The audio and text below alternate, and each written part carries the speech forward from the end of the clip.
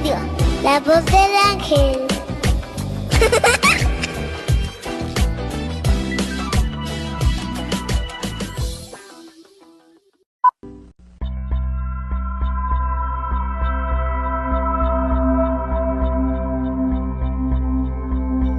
Divina Radio presenta Psiquiatría Integral con la doctora Roxana Villarreal.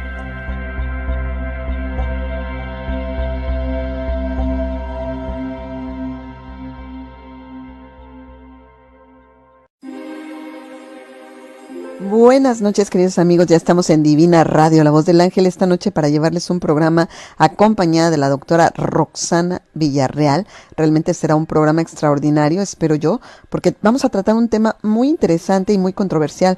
Realmente, ¿quién no ha robado alguna vez? A lo mejor alguien ha tomado algo que no le corresponde, y para esto vamos a hablar con la doctora Roxana de la cleptomanía, que es un trastorno de control de impulsos que lleva al robo compulsivo de objetos, sobre todo si son de alta gama. La persona que padece dicho trastorno recibe el nombre de cleptómano o ladrón compulsivo, y para hablar de este tema tan interesante está con nosotros precisamente la experta, la doctora Roxana Villarreal, aquí en Divina Radio, la voz del ángel. Buenas noches, doctora Roxana, ¿cómo está usted? Muy bien, Lupita, gracias. Buenas noches, Radio Escuchas. Aquí estando nuevamente, como siempre, en tu programa. Pues muchas gracias, doctora. De verdad le agradecemos porque estos temas nos llenan a todos y pues la gente está ya esperando que usted nos explique todo acerca de este tema. Yo creo que mucha gente seguramente ha vivido esta situación o la ha visto, la ha padecido, o a lo mejor también ha sido partícipe de algo así. Entonces, bueno, nos gustaría empezar este tema con usted, si usted nos permite, enfatizando los aspectos históricos sobre el término de la cleptomanía. Sí, Lupita, mira, por supuesto, ciertamente es un tema bastante polémico y que seguramente muchas de las gentes que nos están escuchando ahorita han sido objeto del padecimiento o sencillamente han estado conviviendo con una persona cleptómana. Ajá. Y bueno, para empezar de lleno a aclarar algunos aspectos relevantes en cuanto a la historia del padecimiento, primero, bueno, tendríamos que empezar por definir, ¿verdad?, la cuestión del término. Más que definirlo, empezaría a decir que, bueno, la palabra cleptomanía fue acuñada en 1816 por el médico suizo Andrés Mattei. Esta palabra está compuesta del griego kleptos, que significa robar, esconder, y también de manía, que significa locura. Okay. Ahora bien, de esta misma raíz que deriva de lo que es klepto, también se formó la palabra efectivamente que mencionabas al principio, cleptómano, que ya ciertamente dijiste que es aquella persona que tiende a la propensión morbosa a robar. También se deriva la palabra cleptomaníaco, que igualmente significa una persona que no puede controlar su deseo de robar. Y también asimismo la palabra cleptocracia, que significa gobierno regido por los ladrones. Ajá. Ahora, en cuanto a la historia un poquito más desglosada del término o del padecimiento, te diré que, bueno, la cleptomanía es uno de los diagnósticos mucho más antiguos de lo que se puede uno imaginar. Incluso consta o data más que nada de más de 250 años. En el siglo XVIII, la cleptomanía se consideraba en ese tiempo una monomanía. ¿Por qué? ¿Qué significa monomanía? Monomanía, a eso voy. Porque era un trastorno de un área específica del funcionamiento mental que hacía a sus víctimas susceptibles a actuar bajo impulsos poderosos.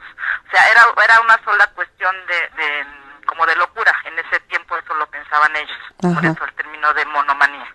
Okay. Un solo padecimiento. En esa época, el trastorno se consideraba una entidad definida cuyas causas tenían orígenes innatos. Durante los últimos 200 años se ha considerado al padecimiento como una manifestación de conducta de algún conflicto psicológico que va de la mano con él.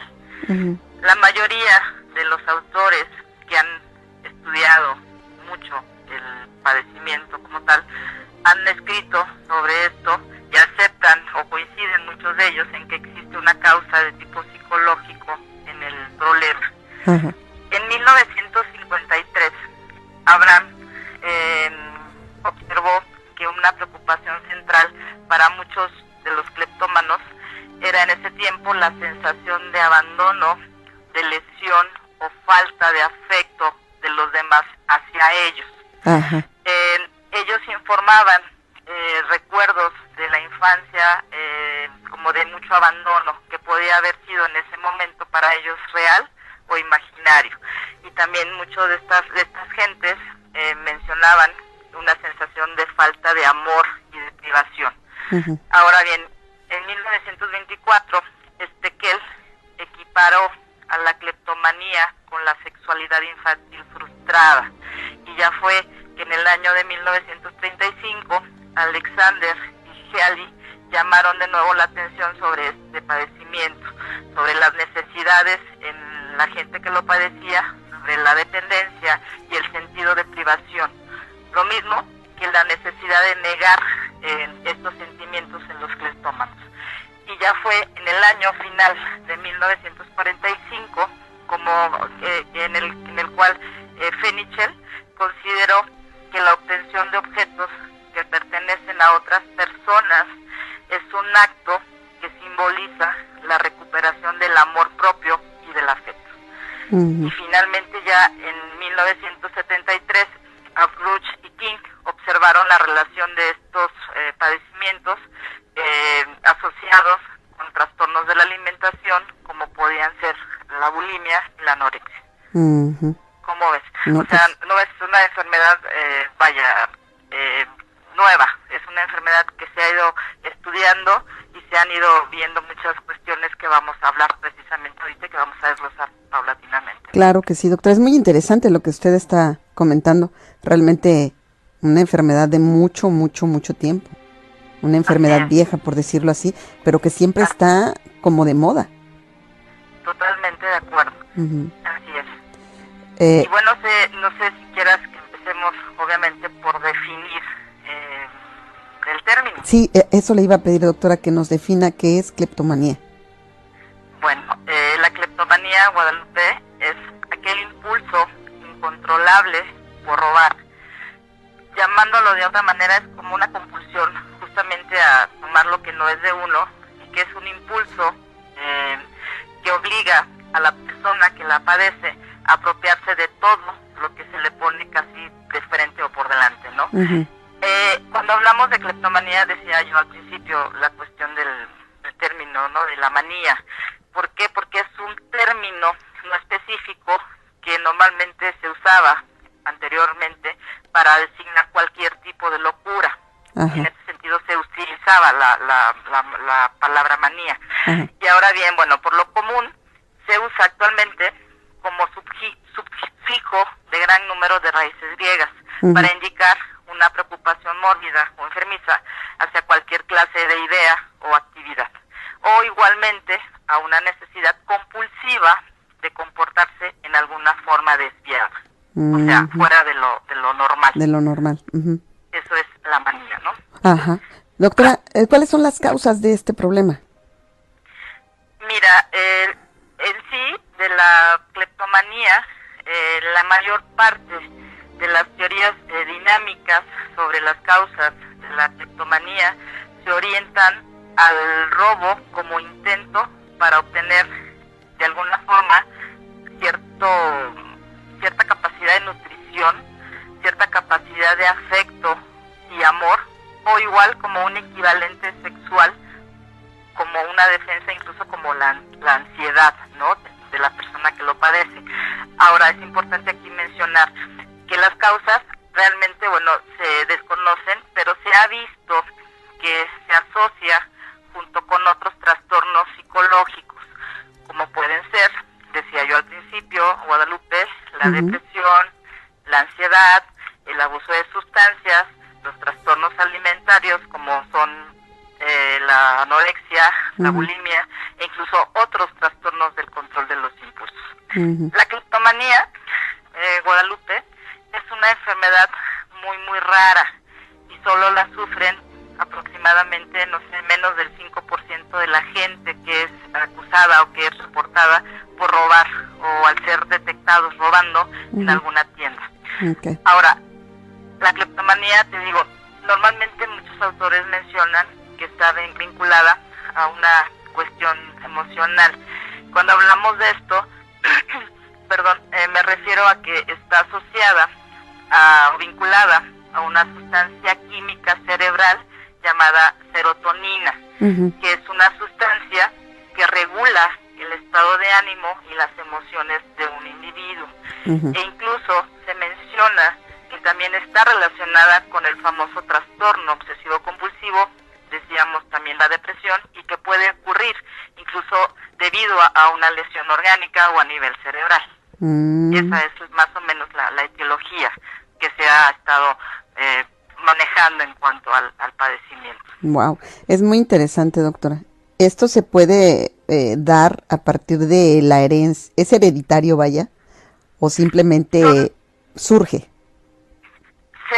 Se da y prácticamente, bueno, las causas, te decía, se ve más que nada asociada a cuestiones de tipo psicológico, sobre todo a nivel afectivo, como pueden ser la depresión, la ansiedad. Incluso, bueno, la gente que consume excesivamente sustancias también por algo lo hacen. Una gente que abusa del alcohol o de alguna sustancia tóxica, lógicamente tiene un problema emocional que hace que se escape y momentáneamente obtenga cierto placer al huir de la realidad mediante esa forma de escape, ¿no? Evidentemente evidentemente la cleptomanía entonces es una compulsión hacia tomar algo que no es de uno.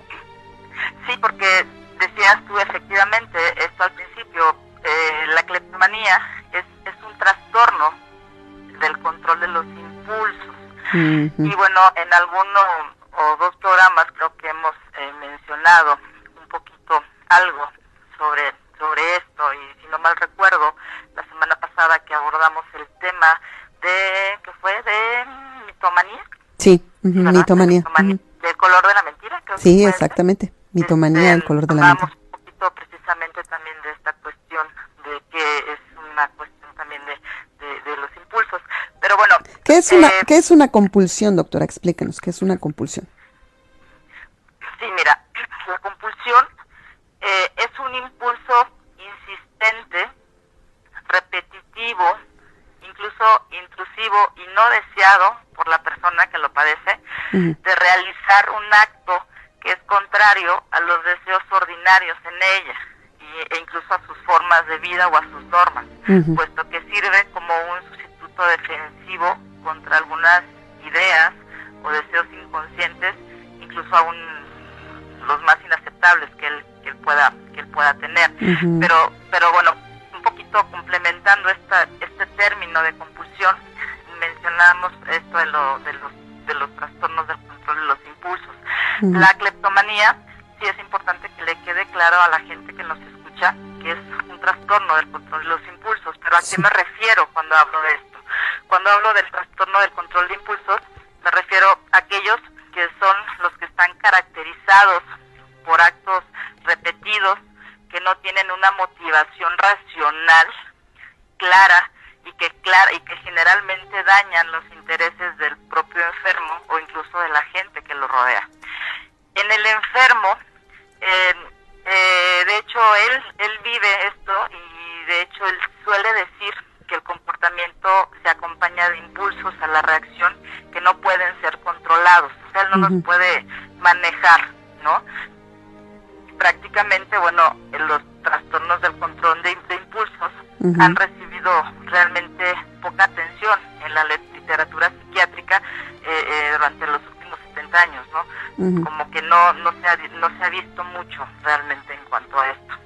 Pero es importante que la gente lo entienda de esa manera, porque a veces no entienden el término, pero sí que les quede claro que se den cuenta que es un trastorno de control de los impulsos donde la gente no puede obviamente controlar, y por eso es donde entra esta cuestión de definir lo que es la compulsión. compulsión. ¿Y cuáles son los trastornos del control de los impulsos más frecuentes, doctora? Mira, no son muchos, pero entre los más destacados, al menos bueno, en la cuestión psiquiátrica, mencionamos primero lo que es la ludopatía, que es el juego patológico. ¿Qué quiero decir con esto? Es aquella persona que se la pasa jugando o apostando todo el tiempo, que no mide consecuencias y que prácticamente también tiene esta cuestión hasta cierto punto obsesiva y sobre todo la compulsión de estar constantemente jugando, ¿no? Apostando. Apostando, efectivamente, y bueno, también ese podría ser después parte de otro tema, sí, pero claro. entra dentro de la clasificación de los trastornos del control de los impulsos. Ese sería uno, de hecho también uno de los más que más vemos, ¿no? El juego patológico. Ahora, otro de ellos, Guadalupe, es la famosa piromanía. ¿Qué es la piromanía? La piromanía es aquella cuestión compulsiva que tiene la persona de estar prendiendo fuego o de estar incendiando las cosas. Eso se ve también mucho incluso en niños pequeños, ¿no? Que tienen esa costumbre, con más que nada la compulsión de agarrar cerillos, agarrar encendedores y estar quemando, no sé, el papel, encender leña, encender cualquier cuestión, y eso también es hasta cierto punto, bueno, una compulsión. Por eso es una cuestión también de los impulsos, ¿no? Ahora, otro de los que más vemos es la tricotilomanía. ¿Eso qué significa? Tricotilomanía. Son términos psiquiátricos, pero los explico para que la gente los entienda. La tricotilomanía es aquella compulsión de la gente a jalarse el pelo, a estárselo arrancando. El impulso le gana y se está constantemente jalando el pelo. Incluso hay quien se lo arranca y se lo come, ¿no? También. Claro. Hay quien se arranca las cejas y los cabellos también. Sí, exactamente, ¿no? Esa es la cuestión de... También lo vemos mucho por lo que les genera también mucha ansiedad y una serie de cosas bastante graves después, ¿no? Y bueno, por último, el tema que hoy nos está justamente teniendo aquí en el programa, que es la cleptomanía, que ya dijimos, es aquel robo compulsivo y que justamente es el tema del día de hoy. Claro. Doctora Roxana Villarreal, ¿la cleptomanía se puede tomar como una epidemia social o no? Mira, yo pienso en su caracterización de cómo lo viva la persona. Más que nada puede ser más de tipo individual, porque bueno, sí se da obviamente con mucha cuestión social, lo vemos con la gente que delinque, que roba, pero muchas de esa gente que es detenida o que es justamente reportada en el momento del robo, muchos de ellos fingen literalmente tener el problema de la cleptomanía, pero hay que saber diferenciar bien cuando es realmente un padecimiento emocional, como puede ser en este caso el cleptómano, o cuando es realmente un estafador o una gente que se dedica realmente a robar. Una epidemia realmente, bueno, podría ser en el caso realmente de la gente que lo padece, ¿no? Pero socialmente hablando, bueno, hay que saber diferenciar hasta qué punto esto es patológico y hasta qué punto lo hace uno simplemente por su modus vivendi o por obtener alguna cuestión de índole material como lo hace normalmente un rapero, ¿no? Claro. Doctora, ¿cuáles son los síntomas o cómo podemos detectar los signos de la cleptomanía? Mira, son varios. La verdad, el paciente a veces es el que en un momento dado, en forma consciente también, se da cuenta obviamente de que tiene el problema. Pero bueno, el aspecto principal o el aspecto esencial de la cleptomanía, Guadalupe, es la incapacidad recurrente para resistirse al impulso de robar.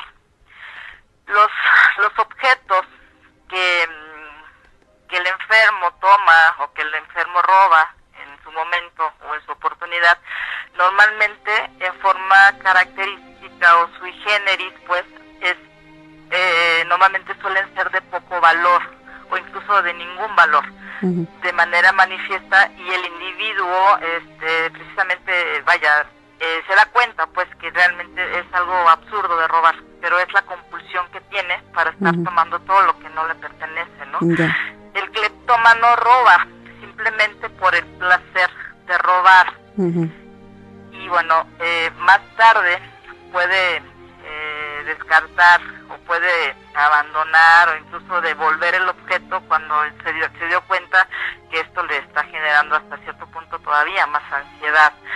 Por lo general, el individuo tiene el dinero, ¿no? Para pagar la mercancía que llega a robarse en alguna tienda. Y a veces el robo ocurre muchas veces justo cuando el paciente o la gente que lo padece va a alguna tienda y va justamente de compras y ahí aprovecha para robarse algo que no vaya, que para vaya, no puede controlar el impulso de robar, ¿no? Simple y sencillamente por placer. Por el placer de hacerlo, ¿no? Ahora, cuando esto se da con el cleptómano, normalmente el robo que sucede en la cleptomanía no es el resultado precisamente de una necesidad y tampoco del deseo del paciente. A veces sí lo es, pero a veces no necesariamente. Como característica principal, estos pacientes no necesitan los objetos que se roban, o sea, lo hacen por compulsión, ¿no? Cuando son agarrados o atrapados, es típico que tengan, te digo, el dinero para pagar el objeto o la mercancía que se están robando. Y una vez que han abandonado el lugar, sin ser detectados, llegan incluso, te digo, a veces a tirar lo que se llevan o el dinero que agarraron o lo que pudieron haber tomado, ¿no? Estos pacientes pueden en un momento reconocer que su comportamiento es incorrecto, pero aquí lo clave es precisamente que no se pueden resistir al hecho de tomar. Pero una pregunta, doctora, ¿habrá gente que evidentemente también tenga necesidad o únicamente el cleptómano es la persona que sí puede gastar en comprar, gastarse el dinero en algo, pero no lo quiere obtener de esa manera, sino robándolo? ¿O también se da en las personas que tienen poca capacidad económica y que realmente lo necesitan y por eso roban? ¿No? Bueno, es que se da en todos los niveles. O sea, esto no es precisamente específico de alguna cuestión social o alguna cuestión económica, ¿no? Esto se puede dar en cualquier nivel. Y a veces, te digo, es muy típica esta cuestión que se da porque cuando los agarran o los empiezan a cuestionar sobre el por qué lo roban o los revisan, se da cuenta la gente que lo está viendo que traen el dinero para pagar. Ese es un síntoma clave que te puede hacer ver que el paciente ya lo está haciendo, más que nada por una cuestión de placer, ¿no? De placer. Es interesante. Ese es uno de los, bueno, esos son varios síntomas, pero ¿cómo, si una persona tiene ese problema, cómo se puede dar cuenta? Porque evidentemente si está enfermo, pues no se da cuenta. Claro. Sí, lo que pasa es que normalmente, te digo, en el robo que sucede en la cleptomanía, no es el resultado, te digo, la necesidad de un deseo. Aquí lo principal es que los pacientes justamente a veces ni siquiera necesitan lo que están robando. Pero bueno, los objetos que ellos sustraen pueden ser para ellos de alguna forma como, ¿cómo te explico? Como simbólico de algún conflicto subconsciente, pero no lo son con la misma frecuencia como lo puede ser incluso con padecimientos psiquiátricos mucho más graves, ¿no? El robo impulsivo aquí es una reacción al aumento de la tensión y el individuo que experimenta esto obviamente a su vez también está experimentando una especie de alivio y de satisfacción en el momento que está cometiendo el robo. El cleptómano, esto también entraría dentro de los síntomas de la cleptomanía. El cleptómano, Guadalupe, es casi siempre aquella gente que sabe que lo que está haciendo está mal, que es algo que no debe de hacer, pero simplemente no puede resistirse justamente a la fuerza de la tensión que está teniendo por la compulsión de robar. Algunos individuos incluso sienten, más tarde te decía, remordimiento o incluso vergüenza, y más si los detiene la policía, claro, porque cuando esto pasa, viene lo contrario, viene una especie de depresión y de autodenigración. claro. El acto de robar para el cleptómano se efectúa casi siempre en forma solitaria, y por lo general lo hacen sin gran premeditación. ¿Por qué? Porque la compulsión les gana. Ellos no planean, para que me entienda la gente, para que me entiendas un poquito tú también. O sea, aquí la diferencia entre el delincuente es que el delincuente planea, incluso con años, con muchísimos años, lo que va a hacer, ¿no? Con tiempo. Planea, anda venadeando a su presa, está viendo dónde, claro, cómo, a qué horas, todo esto. Lo planea con tiempo. Y en el cleptómano no, porque ellos simplemente lo hacen sin premeditar. Aquí les gana el impulso, ¿no?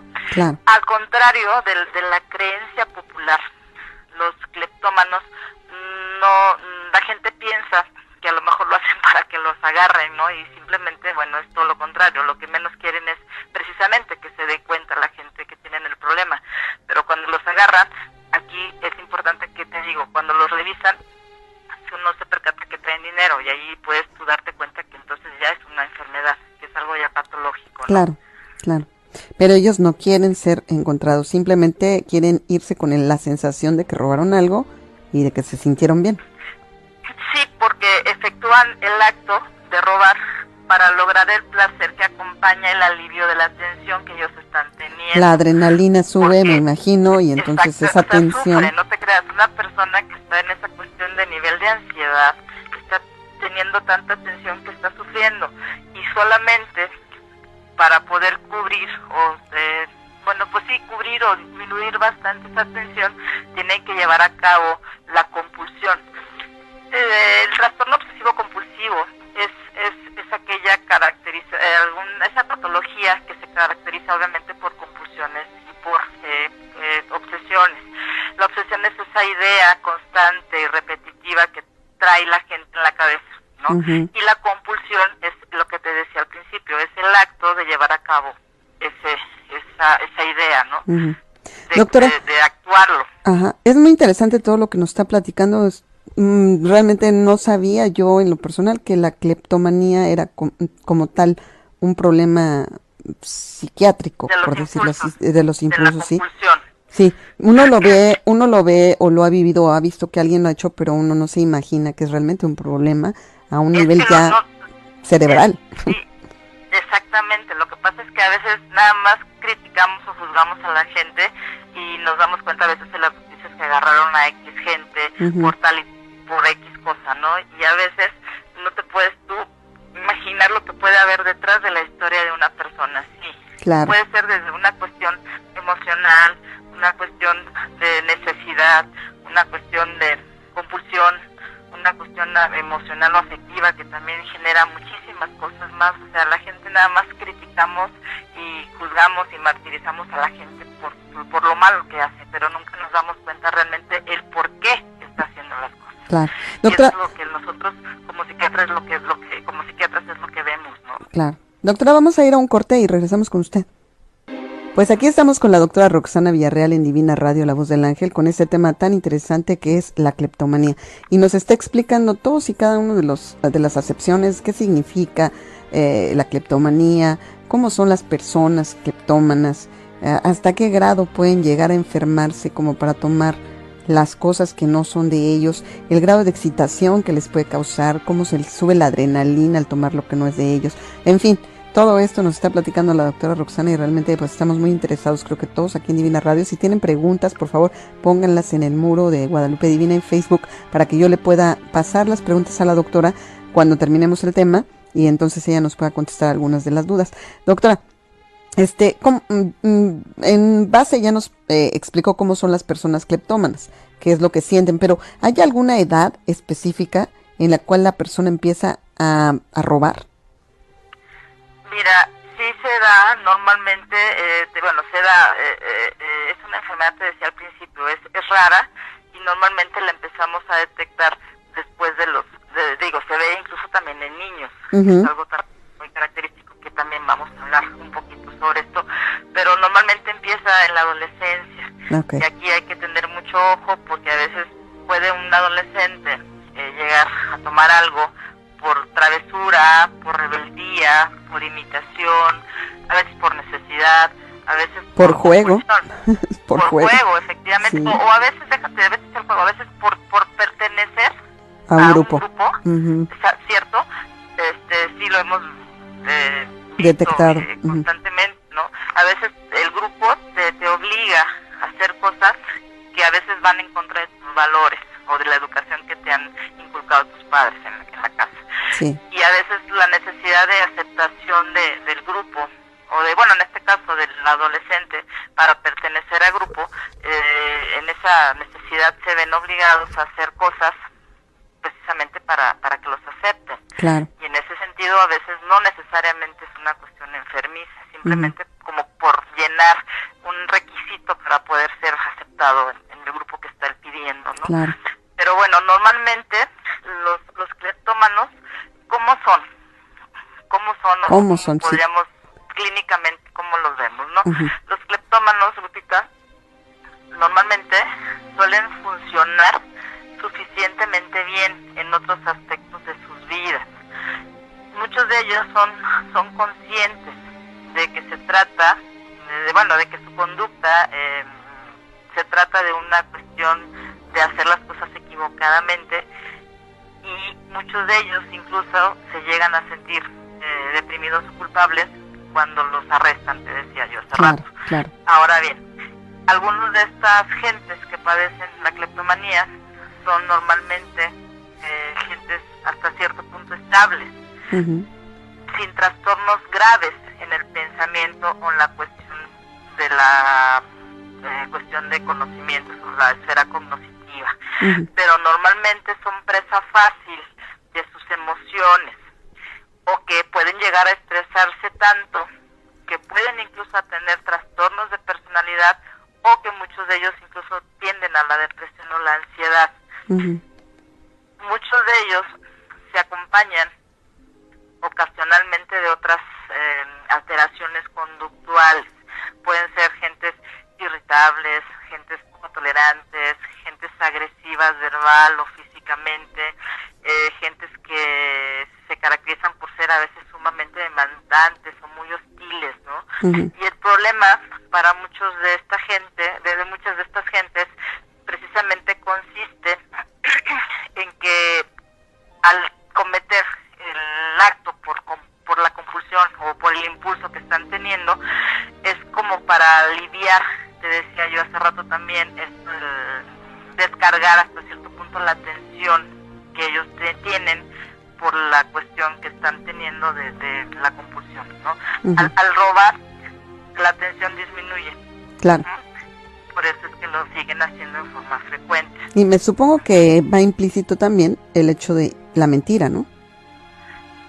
No, pues es que va de la mano. A final de cuentas también son cuestiones de los impulsos en ese sentido, y bueno, muchos de los cleptómanos, pues obviamente cuando los agarran, pues ¿qué es lo primero que hacen? Negar, ¿no? Claro. Negar la cuestión de que están robando, y aunque tengan en la mano literalmente el objeto del robo, pues lo siguen negando, ¿no? Claro. Pero también muchos, decía, de los que delinquen, se hacen pasar por cleptómanos.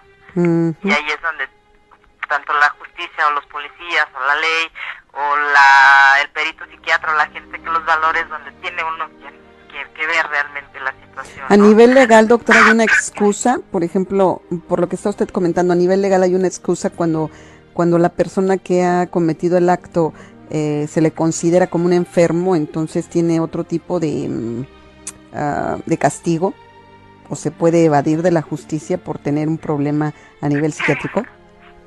Sí, mira, por eso hay necesidad a veces de hacer valoraciones, o bueno, más que valoraciones, peritajes psiquiátricos. En la cuestión legal se maneja mucho esto de los peritos psiquiatras, porque es la persona que está altamente capacitada para decidir en un momento dado si la persona a la que te están pidiendo valorar psiquiátricamente en el momento del delito o del asesinato o del robo o lo que haya sido, estuvo en la cuestión mental de estar consciente pues de lo que estaba cometiendo. A veces nos piden valorar pacientes en los reclusorios. Yo tengo la fortuna y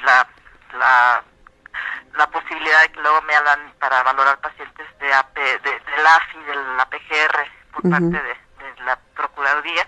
Y bueno, vamos y tenemos que tener muy en cuenta esta cuestión legal, porque lo que uno ponga en un documento puede ser obviamente usado a favor o en contra de la persona que tú como psiquiatra estás valorando. Claro. En ese sentido, uno tiene pues no ventaja, pero sí hasta cierto punto tu palabra hasta cierto punto es ley para la ley. Claro. ¿Por qué? Porque el psiquiatra puede ayudar a una persona a salir adelante en la cuestión de rehabilitación dependiendo de la patología mental o emocional que tenga cuando lo estás valorando, o igual de hundirlo más en la cuestión de la cárcel, porque si es una cuestión más de tipo sociopático y cuestiones así, pues obviamente tú simplemente dictaminas a la persona en base al conocimiento que tú tengas para hacer esto. Claro. Doctora, o sea, es una responsabilidad enorme. Sí, lo puedo suponer.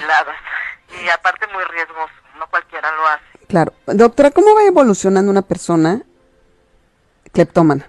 Me imagino que primero roba de poquito y va subiendo de tono. De tono, ¿verdad? Mira, la cleptomanía normalmente, bueno, es un trastorno crónico que puede aparecer y de repente desaparecer en algunos pacientes. Decía hace rato cuando me preguntabas el inicio del padecimiento. Normalmente lo vemos en la adolescencia, es cuando suele iniciarse, pero a veces incluso la iniciación puede ocurrir en cualquier momento después en la vida adulta, ¿no? Y bueno, incluso lo vemos también en niños. La cleptomanía en niños puede llegarse a ver o a iniciar a partir de los 5 años de edad. Este cuadro en los niños pequeños es sobre todo, ¿cómo te digo? Los papás llegan a veces muy angustiados, un tanto como traumados, ¿verdad? Porque de repente empiezan a ver ese tipo de conductas de robo en el niño. Te exponen su situación y por eso es que van a ver sobre todo al psiquiatra, ¿no? Claro. Los niños son normalmente referidos por los padres cuando te llevan al consultorio al paciente. Te dicen que, bueno, los niños normalmente, ¿qué pasa con ellos? Bueno, que se ponen muy tensos o muy excitados antes incluso o durante el robo. A veces muchos de estos niños se llegan a sentir un tanto como eufóricos, así sumamente aceleradones, después de haber robado el objeto que ellos tuvieron, ¿no? En ese momento. Sí. Algo importante también y muy característico en esto es que tampoco hay cómplices. Cuando un niño toma algo, pues lo hace también en por forma sí mismo. En los niños casi pues no hay mucho, a comparación por ejemplo de los adultos, no existen sentimientos de rabia, de ira o de venganza, ¿no? No sufren, lógicamente, como también pasa mucho en los adultos. En ellos normalmente, bueno, no se dan las cuestiones psicóticas o de esquizofrenia o de alucinaciones, digo, salvo que sea una cuestión mucho más grave a nivel psiquiátrico. Y bueno, también algo importante en ellos es que algunos niños se sienten como privados o sienten incluso la necesidad de mostrar lo que no les pertenece, ¿no? Muchos de ellos agarran lo que tomaron y empiezan como a lucir los objetos, y ahí es donde los papás se dan cuenta que están llevando a la casa cosas que no son de ellos, ¿no? Claro. Y ahí es cuando se alarman y te los llevan. Y a veces tienes que bajar también mucho la ansiedad de los padres, porque son ellos a veces los que están propiciando por muchas cosas que el niño se empiece a tomar ese tipo de actitudes, ¿no? Doctora, ¿cuáles son los criterios diagnósticos que ustedes toman para la cleptomanía? Mira, como psiquiatras, lo hemos dicho ya durante algunos programas, hay una especie como de Biblia, ¿no? El famoso DSM-4 o el famoso ICD-10. Si hablamos del Manual Estadístico de Clasificaciones Mentales, bueno, el DSM-4, te puedo decir de manera breve que los criterios diagnósticos para la cleptomanía es, primero, que esto se dé de manera repetida en el paciente y que éste actúe bajo el impulso de robar objetos que no necesita necesita para su uso personal o por su valor monetario. Otro criterio en esto es que justo antes del robo el paciente experimenta una tensión en aumento. Otro aspecto es que en el momento del robo el paciente siente una gratificación enorme y un placer tremendo de cometer el robo, ¿no? Sí. Estos robos normalmente no son cometidos por enojo, por rabia o por venganza, lo que te decía, o sea, tampoco se dan respuestas de cuestión de tipo delirante o de alucinaciones. Los robos no los explicas de mejor forma por un trastorno de personalidad antisocial, un trastorno de conducta o de un episodio maníaco. Esos serían los criterios diagnósticos para lo que es el DSM-4. Ahora, para la cuestión diagnóstica del CIE-10, que es la clasificación internacional también de los trastornos mentales y del comportamiento, hay dos criterios, que es precisamente diagnosticar en estos pacientes la presencia de 2 o más episodios de robo aparentemente no motivados por una ganancia para sí mismo ni para otra persona, y que el sujeto describa la presencia de un impulso imperioso a robar precedido de un sentimiento de tensión que se actúa al llevar a cabo la acción. Esos son los dos grupos, ¿no? Criterios diagnósticos del DSM-4 como del CIE-10. Y yo quiero preguntarle, doctora, ¿cuáles son los tipos de cleptomanía que existen? Porque debe haber varios. Mira, no son varios, realmente no son varios, son prácticamente, te puedo decir que 3 grupos, y normalmente agrupamos la cleptomanía en esporádica, que es aquella que se da porque se producen episodios breves, con largos intervalos de tiempo entre un robo y otro, por eso es esporádica. Está la cleptomanía episódica, porque es la que aparece de una forma más constante en el tiempo, aunque se pueden apreciar remisiones puntuales en este caso. Y existe la cleptomanía crónica, que es aquella que se sufre a lo largo de la vida con pequeñas fluctuaciones en su frecuencia y con una dificultad importante para deshacerse del trastorno.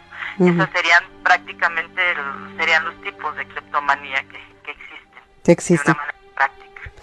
Doctora, hay varias preguntas aquí en el muro de Facebook y me están preguntando, bueno, me dicen que qué interesante está el tema, y me dicen también, buenas noches, la cleptomanía, perdone, doctora, estoy buscando las preguntas.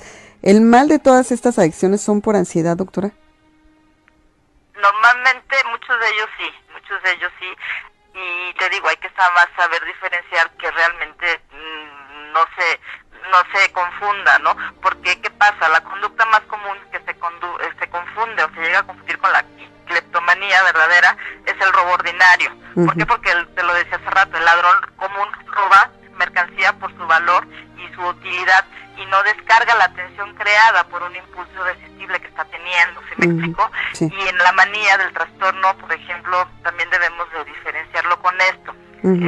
¿Por qué? Porque también hay otra cuestión del tipo emocional, y bueno, son varias, como puede ser la cuestión, el trastorno afectivo bipolar, donde a veces puede haber crisis de robo de forma impulsiva en las tiendas, ¿no? El famoso bipolar que se dispara, que está en la hipomanía, empieza a hacer cosas completamente fuera de control, y en una de esas hasta roba cosas, ¿no? Sí. Otro que se llega a diferenciar también mucho que se debe de hacer diagnóstico diferencial son los trastornos esquizofrénicos, donde hay normalmente en muchos de ellos, bueno, obviamente delirios y alucinaciones, donde hay un incremento en el nivel de energía y sobre todo cuestiones alucinatorias como de que el paciente empieza a escuchar la indicación o la orden de alguna voz que está en su cabeza que le dice roba esto, ¿no? Hay que diferenciar esa cuestión psicótica. Doctora, perdón. No, usted primero. Pero nada más rápido para terminar esto, diferenciarlo con el trastorno antisocial de la personalidad, los trastornos conductuales, los daños orgánicos cerebrales, las demencias o la atrofia cortical progresiva, que también son datos importantes para poder hacer un diagnóstico diferencial con el padecimiento, ¿no? Doctora, ¿qué hace? ¿Qué más me vas a preguntar? Me están preguntando, ¿qué hace que una persona se convierta en cleptómana? Decíamos las causas, ¿no? Mucho de esto es una cuestión de tipo emocional, de ansiedad y a veces pues también de la cuestión compulsiva que está teniendo, ¿no? Exactamente. ¿Esta enfermedad se trata con fármacos, doctora? Mira, ¿Tiene cura? lo que hacemos, ¿Tiene cura o lleva tratamiento? ¿Cómo lo hace? Mira, esto sería en cuanto al pronóstico. Te puedo decir en forma general como psiquiatra que el pronóstico de un cleptómano es bueno. El tratamiento suele tener éxito y como la cleptomanía no altera de manera grave el rendimiento en el trabajo o la capacidad para establecer relaciones con los demás, el paciente típico lleva consigo el tratamiento muchos recursos psicológicos y sociales. Por eso en ese sentido es bueno hasta cierto punto el pronóstico de un paciente. Pero lógicamente, bueno, el tratamiento que ha tenido más éxito es precisamente, bueno, la terapia psicodinámica en forma individual, que es aquella que va orientada a la introspección. Cuando digo introspección es eso de echarse el viajecito interno, como de hacer insight o de meterse un poquito adentro de uno mismo y ver qué onda, ¿no? ¿Qué rollo? ¿Por qué estoy actuando de esta forma? ¿Qué estoy favoreciendo yo para que me pase esto, no? Claro. Y eso es lo que te hace hacer catarsis. Es para que te caiga el 20, para que me entiendas, ¿no? Sí, claro. Este tipo de conducta, o bueno, de técnica, para obviamente tratar de alivianar un poquito la conducta del paciente, es lo que ha mostrado más utilidad para pacientes que obviamente tienen culpa y vergüenza y que por lo tanto se ven motivados a cambiar su conducta, ¿no? Lógicamente hay que hacer un proceso de sensibilización sistemática a nivel de condicionamiento, evaluar las oportunidades que tiene el paciente para quitarse esas sensaciones de estar robando en forma compulsiva, hacerle obviamente juicio de realidad en ese sentido y bueno, tratar en su momento de que trate de que sea una cuestión individual y sobre todo, bueno, lo principal del programa, el pilar del tratamiento aquí sería que el paciente identifique sus conductas, ¿no? Primero de ira o de las relaciones que están provocando su actitud compulsiva de robo. Que se establezcan objetivos con el paciente, que se entrenen técnicas a nivel, te decía, cognitivo-conductual para controlar la impulsividad del por qué está robando. Incluso suena también bastante a veces absurdo para mucha gente, pero el hecho de llevar incluso registros, anotar pues los eventos de robo, la hora, la fecha, eso hace que el paciente tenga esa capacidad de insight, ¿no? Y que empiece a tener más conciencia de su enfermedad, lo que favorece mucho la evolución del pronóstico del paciente, ¿no? Entonces, doctora, lógicamente, mencionabas esto del tratamiento, se llegan a dar medicamentos para modular la conducta y sobre todo la cuestión afectiva. Normalmente muchos usamos los antidepresivos o los ansiolíticos según funcionen, ¿no? Claro. Doctora, si usted radio escucha que esté en su casa ahorita pues hablando de este tema y usted lo está escuchando y tiene algún niño que usted le nota que está empezando a tomar las cosas que no le pertenecen, se da cuenta que hay algún problema, ¿qué hacer, doctora? ¿Correr al psiquiatra? ¿Qué hacer? Mira, lo primero que se sugiere aquí es obviamente primero concientizar al paciente de lo que está pasando, darse cuenta que es una enfermedad y lógicamente, bueno, pues si no correr, por lo menos solicitar ayuda, apoyo de un experto. Pero a un niño se le debe de encarar y decirle, estás haciendo esto, te voy a llevar al doctor porque tú estás haciendo algo que no es debido. Mira, tienes que hacer obviamente una cuestión de señalamiento con el niño, porque por más pequeño que esté, si no lo corriges a tiempo, si eso hace, no sé, a los 4 o 5 años, imagínatelo si lo dejas así, y peor todavía si te estás dando cuenta tú como padre que el niño está actuando mal. Si no haces nada para corregirlo, imagínatelo a los 18 o 20 años. Claro. Lo vas a estar yendo a visitar o al psiquiátrico, porque ya está bien locochón, al cementerio porque ya lo mataron, o a la cárcel, ¿no? Sí, desde luego. Y definitivamente si una persona que tiene este padecimiento no se trata, pues evidentemente va a ir evolucionando a un grado en el que se va a ir arriesgando más y más y más cada vez, y seguramente si llega a formar una familia, pues también va a infectar de alguna manera a la familia con este tipo de comportamientos si la familia es partícipe, ¿no? Totalmente de acuerdo, porque bueno, esto es lo último que yo terminaría diciendo en ese sentido, porque las complicaciones o las consecuencias son muy graves, son complicaciones de tipo familiar por lo mismo que estás diciendo, o sea, la familia puede a veces favorecer que esto se siga dando, si no hay un alto en un momento oportuno, esto sigue creciendo y se sale de control. Claro. Si el niño con problemas conductuales o emocionales no es llevado a tiempo con el psiquiatra, pues sale de las manos y luego se exacerba esto y todo pasa. A nivel laboral también hay problemas. A nivel social, lógicamente, son gentes que terminan en la cárcel, muchos de ellos a veces, ¿no? Pero precisamente porque no se dio en un momento dado un freno, ¿no? Claro. Y mucho mal harían los padres si lo están viendo y no hacen nada. Claro. Sí. Seguramente esto pues es de familias con problemas, ¿no? La familia completa, digamos. Son cuestiones disfuncionales y a veces simplemente, en ocasiones también por negligencia en el cuidado de los hijos, ¿no? ¿Cuántos padres están con una actitud de vale gorro? Ahí están viendo que los hijos están ahí haciendo las suyas y que están en una edad peligrosa y no les dicen nada. O simplemente puede darse por conveniencia también, ¿no, doctora? Si la persona que roba me va a traer algo, pues a lo mejor me hago de los ojos cerrados y no veo, ¿no? De la vista gorda, no. Mira, sí son muchas cosas de tipo social, de idiosincrasia, de cuestión incluso de capacidad intelectual, ¿no? Suena a veces absurdo, pero a veces digo, una persona que simplemente no ve más allá en ese sentido, pues puede favorecer sin querer muchas cuestiones, ¿no? Claro. Y hablamos de una gente que tiene una capacidad intelectual, vaya, no tan normal. Exactamente. Por llamarlo así.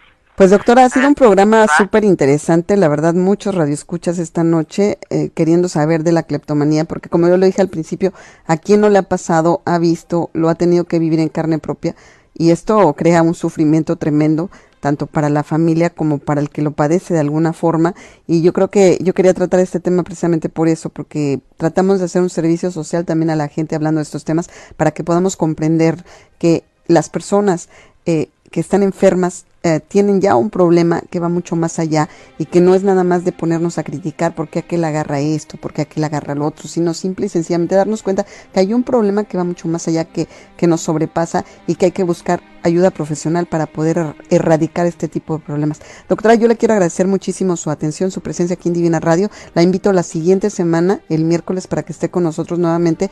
¿Con qué tema, doctora? Lo habíamos comentado, si no mal recuerdo, ayer o antier en tu programa, en relación al tema que manejaba Marta Selena, de la cuestión de la sociopatía, precisamente, ¿no? Okay. De trastorno antisocial de la personalidad, que es el perfil de la gente asesina, por decir, de la gente que delinque, de mucho de la gente que está en la prisión. ¿Qué perfil pueden tener o qué tipo de características hacen que una persona tenga esa conducta, ¿no? Claro. Puede ser el trastorno de personalidad social o algo así.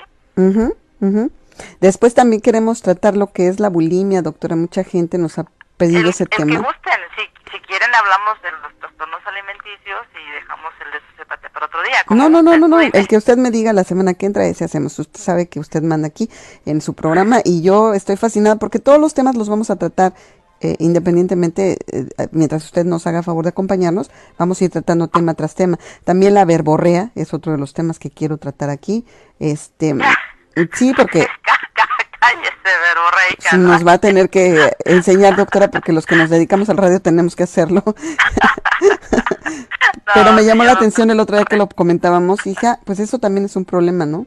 También es un problema de alguna forma, aunque a veces es un mal necesario para la gente que trabajamos en radio. Sí, Suele pasar, ¿no? Bueno, doctora, muchísimas gracias. Yo quiero agradecerle mucho de verdad su atención, su presencia y le invito el miércoles que entra. Y aquí estamos en Divina Radio, La Voz del Ángel para todos ustedes. ¿Algo más que quiera agregar? Nos quedan 2 minutos de programa, doctora. Despídase. Nada más agradecerte nuevamente la invitación, el que me tomes en cuenta para tu programa nuevamente y como siempre agradecer infinitamente a la gente que nos